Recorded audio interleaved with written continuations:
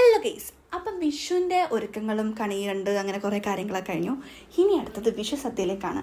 സദ്യ ഒരുക്കാൻ എൻ്റെ അമ്മ മാത്രം പോയാൽ പോരല്ലോ. എൻ്റെ അമ്മ പറഞ്ഞു അവിടെ വെറുതെ ചുമ്മാ കുത്തിയിരിക്കാതെ ഇങ്ങോട്ട് വല്ലതും വന്ന് പണിയെടുക്കണം എന്നൊക്കെ പറഞ്ഞു.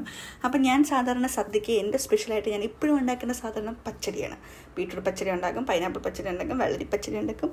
അങ്ങനെ പച്ചടി എനിക്ക് ഇന്നും ഒരു വികാരമാണ്. അപ്പം ഞാൻ ഇന്ന് ബീട്രൂട്ട് പച്ചടിയാണ് ഉണ്ടാക്കിയത്. പച്ചടി ഉണ്ടാക്കി കഴിഞ്ഞു. ഇനി താളി കാച്ചണം. അപ്പം ആ സമയത്ത് പരിപ്പ് കറിയുടെ വെച്ചുകൊണ്ട് തന്നെ അത് രണ്ടും ഒരുമിച്ച് താളി കാച്ചാമെന്ന് വിചാരിച്ചു.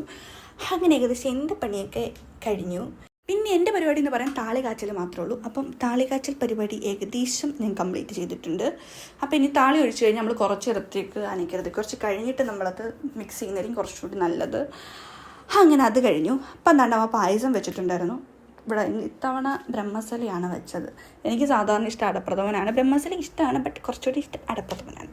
അതിൻ്റെതാണ്ട് എല്ലാം ഏകദേശം സെറ്റായി. അച്ചാറ്, അവിയൽ, തോരൻ മറ്റേ എന്തായിരുന്നു, മുട്ടക്രോസ് വെച്ചിട്ടുള്ള തോരനായിരുന്നു.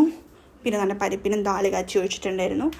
അതും റെഡിയായി. സാമ്പാറും റെഡിയായി. സാമ്പാറൊന്ന് രാവിലെ വെച്ചിട്ടുണ്ടായിരുന്നു. സാമ്പാർ കാപ്പിക്ക് ഇഡലി ആയതുകൊണ്ട് തന്നെ അത് ഉച്ചക്കത്തേക്കൂടി ചേർത്ത് സാമ്പാർ രാവിലെ തയ്യാറാക്കിയിട്ടുണ്ടായിരുന്നു. അങ്ങനെ ഏകദേശം വിഷുവിൻ്റെ ഊണ് സെറ്റായിട്ടുണ്ട്. വിഷുവിന് നമ്മൾ ഊണ് ഒരുക്കുമ്പോൾ എപ്പോഴും ഭഗവാനും കൂടി നിവേദ്യമായിട്ട് വെച്ചു കൊടുത്തിട്ട് നമ്മൾ കഴിക്കണമെന്നാണ് പറയണത്. അപ്പോൾ ആദ്യം ഭഗവാന് വെച്ചു കൊടുത്തു. അതിനുശേഷം ഞങ്ങൾ കഴിക്കാനിരുന്നു. എൻ്റെ ഫേവറേറ്റ് ഫുഡ് ഏതാണെന്ന് വെച്ച് കഴിഞ്ഞാൽ അന്ന് എനിക്ക് ഏറ്റവും ഇഷ്ടം ഊണ് തന്നെയാണ് കേട്ടോ. സദ്യ ഭയങ്കര സ്പെഷ്യലാണ്, ഭയങ്കര ഇഷ്ടമാണ്. അങ്ങനെ തന്നെ പായസത്തിനകത്ത് പപ്പടം പൊടിച്ചിങ്ങനെ കഴിക്കുമ്പോൾ കിട്ടുന്നൊരു സുഖം. അങ്ങനെ എല്ലാം കഴിഞ്ഞ് കഴിഞ്ഞാൽ ഒരു സത്യം പറയാല്ല, എനിക്ക് എന്ത് കഴിച്ചാലും കിട്ടാത്തൊരു സംതൃപ്തിയാണ് സദ്യ കഴിച്ച് കഴിയുമ്പോൾ കിട്ടുന്നത്. അത് മറ്റൊന്നിനും എനിക്ക് പകരം കൊടുക്കാൻ പറ്റത്തില്ല ഗൈസ്.